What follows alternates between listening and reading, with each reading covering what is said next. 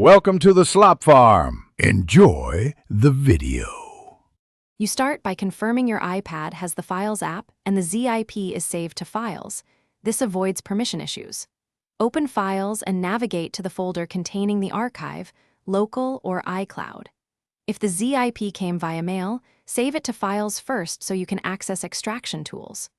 Once done, tap the zip once to preview.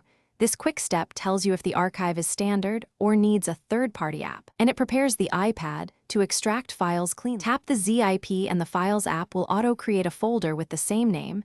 This is the simplest route. If tapping shows a preview instead, long press the zip and choose uncompress or rename. That forces extraction.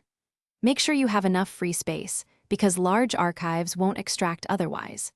If Files reports an error or the archive type is unsupported, install a reputable Unzip app from the App Store. Then open the zip inside that app to complete extraction. Open the newly created folder to view and use your files.